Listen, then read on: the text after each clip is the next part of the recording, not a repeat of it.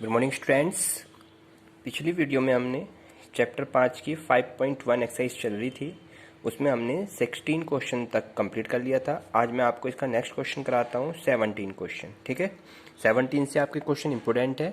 Question कह रहा है इसमें 17 में ए और बी के उन मानों को ज्ञात कीजिए जिनके लिए फंक्शन ax+1 bx+3 और x लेस देन इक्वल 3 पर ax+1 है और x ग्रेटर 3 पर bx+3 है, द्वारा परिभाषित फलन x बराबर 3 पर सतत है। ये फंक्शन सतत है तो उस कंडीशन पे a और b के मान ज्ञात करने हैं। ठीक है, तो सबसे पहले वही मैं आपको काफ़ी क्वेश्चन करा चुका हूँ। इसके लिए आप सबसे पहले क्या दिखाएंगे, ये x बराबर 3 पर सबसे पहले क्या है, कंटिन्यूस है। तो लिखेंगे सॉल्यूशन इसका इफ यदि क्या है, f क्या है बच्चों, यहाँ पे कंटिन्यूस है, f इज कंटिन्यूस, सतत है, यानी कि f is continuous at x बराबर 3 पर। ठीक है, उस कंडीशन पे फंक्शन की वैल्यू क्या होगी हमारे पास में और लिमिट की क्या होनी चाहिए, यानी दोनों लिमिट्स आपकी लेफ्ट हैंड और राइट हैंड दोनों इक्वल होनी चाहिए और जो फंक्शन का मान होगा f3 का वो भी आपका इक्वल होना चाहिए। यानी कि कंडीशन क्या होनी चाहिए आपके पास, लिमिट है 3, तो लेफ्ट हैंड लिमिट 3 माइनस से लेफ्ट हैंड लिमिट होगी फंक्शन की, यानी लेफ्ट लिमिट और राइट लिमिट, यानी कि 3 पोजीशन से मतलब हो गया राइट लिमिट फंक्शन। ठीक है, और इसी फंक्शन पे जब हम 3 रखेंगे एक्स की है तो ये तीनों आपस में क्या होने चाहिए बच्चों, इक्वल होने चाहिए। ये हमारी कंडीशन वो बोल रहा है कि x बराबर 3 पर ये सतत है। ठीक है बच्चों, अब क्या करेंगे, इसमें LHL लेके चलते हैं और RHL। देखिए LHL कैसे करते हैं, limit x tends to 3 minus का मतलब क्या है कि ये हम लेफ्ट हैंड लिमिट लेके चल रहे हैं। ठीक है, फंक्शन में तो रख दीजिए function limit x tends to 3 minus, function कितना है हमारे पास, इसका मतलब है x छोटा है 3 से, और जब छोटा 3 से होता है तो फंक्शन हो जाता है ax प्लस का 1 और x की जगह कितना रखना है आपको, 3 रखना है, तो 3 हो जाएगा बच्चों, ये 3a प्लस 1। अब RHL लेके चलते हैं राइट हैंड लिमिट। ठीक है, तो लिमिट x टेंड्स टू आपके क्या हो जाएगा, 3 पॉजिटिव का हो जाता है। ठीक है, फंक्शन अब इसका मतलब क्या है कि x बड़ा है 3 से, जब बड़ा 3 से होता है तो bx+3 लेते हैं फंक्शन को, तो limit x tends to 3 positive में फंक्शन हो जाएगा bx प्लस का 3। तो अब क्या रूल में x की जगह फिर 3 रख दीजिए, तो ये हो जाएगा 3b प्लस का 1। और अभी हमने इक्वेशन में क्या लिखा, ये तीनों आपस में क्या है, इक्वल है, तो f3 की वैल्यू भी क्या होगी, उस कंडीशन पे f3 का मान निकालेंगे। f3 का मतलब क्या है कि x बराबर है 3 के, तो x बराबर 3 के होगा तो किस कंडीशन में होगा, ax+1 होगा, यानी कि 3a प्लस 1 होगा। तो तीनों कंडीशन निकल गई, पहली दूसरी और तीसरी, और तीनों आपस में क्या है, इक्वेशन 1 से बराबर है, तो लिखेंगे इक्वेशन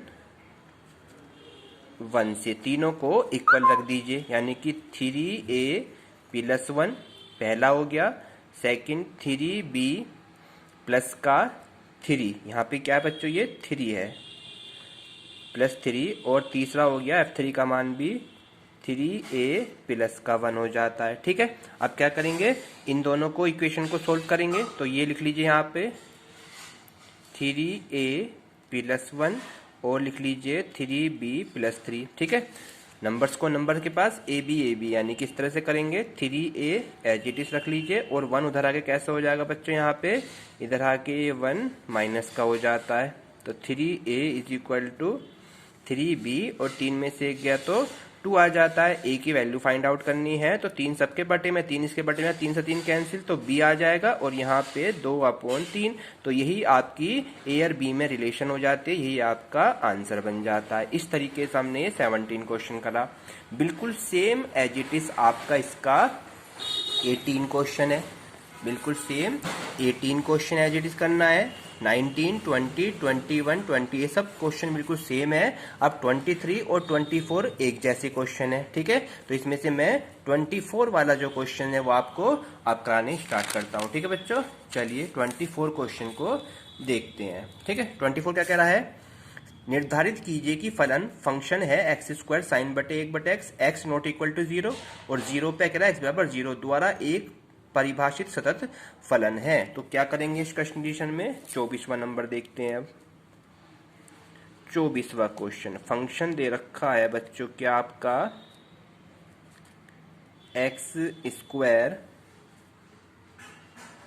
साइन 1/x और 0। ये है if x not is equal to 0 है, ठीक है। और ये कब है? यदि x इक्वल 0 है, ठीक है। तो इस पे सभी परिभाषित फलन पे इसको वेरीफाई करना है। और हमें पता है जब कोई लिमिट फाइंड नहीं होती है तो उसके लिए हम क्या एक रियल नंबर लेके चलते हैं c, और 3 कंडीशन चलेगी, एक नॉट इक्वल टू 0 पे और एक x इज इक्वल टू 0 पे। तो इस पे हम 2 कंडीशन को वेरीफाई कैसे करेंगे वो आपको मैं बताता हूँ, ठीक है। चलिए लिखते हैं सॉल्यूशन को इसका। लेट c बी आ रियल नंबर। c क्या है? एक रियल नंबर हमने मान लिया। तो इस पे हम केस फर्स्ट लगाते हैं, ठीक है बच्चों। केस फर्स्ट क्या कहता है? यदि इफ c जो है नॉट इज इक्वल टू 0 है, जब c not is equal to 0 तो देन फंक्शन की वैल्यू कितनी हो जाएगी बच्चों? F C is equal to function है ये, यानी जहां x है वहां पे c रख दो, सी स्क्वायर 1/c होता है। और इसी पे लिमिट की वैल्यू निकालते हैं। Limit x tends to c for function आपका क्या है? एक्स स्क्वायर वाला ही जस्ट। तो फंक्शन है एक्स स्क्वायर साइन 1/x, और जहां x है वहां पे क्या रखना है बच्चों आपको? c। तो c स्क्वायर 1/c हो गया, ठीक है। तो उस कंडीशन पे क्या हो गया हमारी condition? Limit x tends to c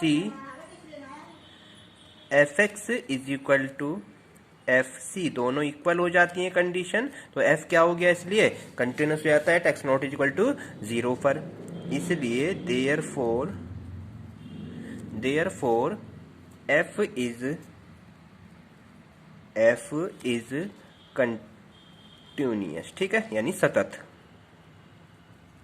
continuous है किस पर? At all point x not is equal to 0 पर, ठीक है। केस फर्स्ट हो जाता है। अब केस सेकंड को लेके चलते हैं। तो केस सेकंड क्या कहता है आपका? If c is equal to 0 है, अगर क्या है? c इज इक्वल टू 0 है तो फंक्शन का मान क्या होगा उस कंडीशन पे? Then f0 is equal to क्या हो जाएगा? 0 बन जाएगा। अब इस पे 2 कंडीशन होगी c बराबर 0 पे, एक तो c नॉट इक्वल टू 0 और c इक्वल टू 0। तो 2 कंडीशन पे हम तो लिमिट लेके चलते हैं, पहले LHL लेके चलेंगे फिर RHL लेके चलेंगे। तो LHL पे ले लीजिए, limit x tends to 0 minus and function, ठीक है।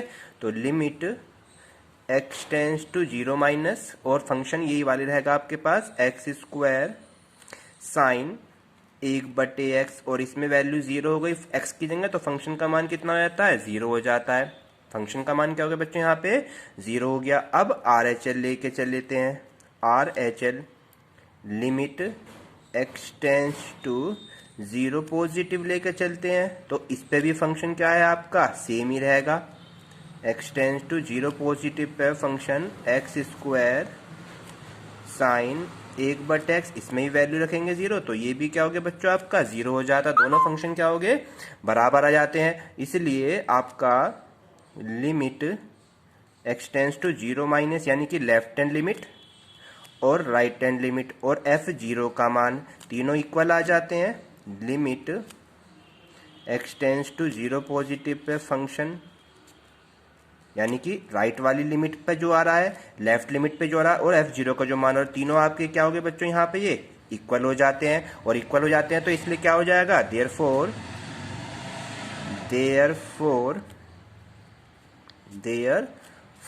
ठीक, एक मिनट, क्या लिख देंगे यहाँ पे फंक्शन को, देयरफॉर f इज क्या होगा, कंटिन्यूस होगा। देयरफॉर f इज कंटिन्यूस होगा एट x बराबर 0 पर। तो ये आपका क्वेश्चन 24 भी कंप्लीट हो जाता है। नेक्स्ट क्वेश्चन चलते हैं बच्चों, इसका नेक्स्ट क्वेश्चन क्या है उसे देख लेते हैं, ठीक है। चलिए नेक्स्ट क्वेश्चन को 26 से लेकर और 29 तक के क्वेश्चन बिल्कुल एज इट इज हैं, ठीक है। तो 26 नंबर का क्वेश्चन और देखकर चलते हैं क्या कहता है 26 वाला क्वेश्चन। चलिए 26 क्वेश्चन आपका क्या है बच्चों, 26 वाला question 26 fx is equal to k cos x upon में पाई माइनस 2x है और दूसरा है 3, ठीक है। ये कह रहा है यदि x not is equal to pi by 2 और ये कह रहा है यदि x is equal to pi by 2, ठीक है। और इस पर क्या कह रहा है कि ये x बराबर पाई बाई 2 पर सतत है, तो k की वैल्यू फाइंड आउट कीजिए। अब हमें क्या पता है, सॉल्यूशन देखते हैं इसका। सॉल्यूशन क्या कहता है, लेट मान लिया इट इज इविडेंट, यानी ये ज्ञात है, इविडेंट है दैट की f फंक्शन जो है इज डिफाइंड है। फंक्शन क्या है बच्चों, डिफाइंड है। फंक्शन डिफाइंड है किस पर, एट x बराबर पाई बाई 2 पर। और इस कंडीशन पे हमारा फंक्शन का मान क्या हो जाएगा, f पाई बाई 2 का मान कितना दे रखा है उसने बच्चों, यहाँ पे 3 दे रखा है। तो इसलिए f पाई बाई 2 फंक्शन मान कितना गया, 3। अब इस पे लिमिट लेके चलेंगे। जब हम इस फंक्शन पे लिमिट लगाते हैं, limit x tends to pi by 2 and function है आपका limit pi by 2 k cos x upon में पाई माइनस 2x, ठीक है। तो उस कंडीशन में क्या करेंगे, यहाँ पे लिमिट को चेंज कैसे करना होता है, इस कंडीशन पे पुट x बराबर रख देंगे कोई कांस्टेंट टर्म ऐड करके पाई बाई 2 प्लस h, ठीक है।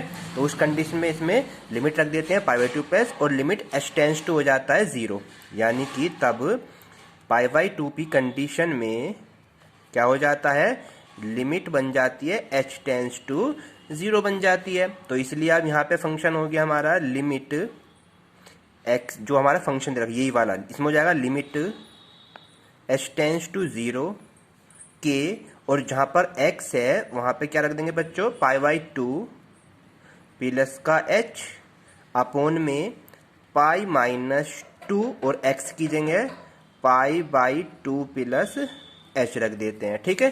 सोल्व करेंगे इस क्वेश्चन को आगे, तो ये हो गया लिमिट h टेंड्स टू 0 और k एज इट इज रखा और कोस में 90 प्लस थीटा माइनस का साइन थीटा बन जाता है, यानी क्या आ गया माइनस के साइन h, और 2 के अंदर मल्टीप्लाई करेंगे तो 2 से 2 कैंसिल और ये पाई से पाई कैंसिल, तो यहाँ हो जाएगा माइनस का 2h, माइनस से माइनस कैंसिल आउट, ठीक है। अब ये कांस्टेंट टर्म k बाहर और 2 बाहर, और यहाँ हो गया limit sine h upon h, और हमें पता है लिमिट h टेंड्स टू 0 पे साइन h बटे h की वैल्यू क्या होती है बच्चों, 1 होती है। तो k upon 2 into 1 that is क्या आ गया निकल के, इसकी वैल्यू k अपॉन 2 आ जाती है। अब ये k अपॉन 2 फंक्शन का मान आया लिमिट पे, और फंक्शन का मान कितना दे रखा है, 3 दे रखा है। तो इसलिए क्या हो जाएगा हमारे पास, कंडीशन अप्लाई हो जाती है limit x tends to pi by 2 पर जो फंक्शन का मान है और f पाई बाई 2 पर दोनों वैल्यू कैसे आई बच्चों, यहाँ पे इक्वल आ जाती हैं। तो इसलिए हम k अपॉन 2 को किसके बराबर रख देंगे, 3 के बराबर, और 2 इसकी मल्टीप्लाई में जाएगा दैट इज k बराबर कितना आ गया, 6, तो आपका के का आंसर कितना बन जाता है 6 बन जाता है। ठीक है, इस तरह से हमने ये 26 क्वेश्चन कर लिया है। 26 के बाद 27, 28, 29 बिल्कुल एक जैसे हैं। 30 से क्वेश्चन में जस्ट आपको कल कराऊंगा। ठीक है, तो कल आपकी एक्सरसाइज कंप्लीट हो जाएगी। इसे अपनी नोटबुक पे कंप्लीट करें। Thank you.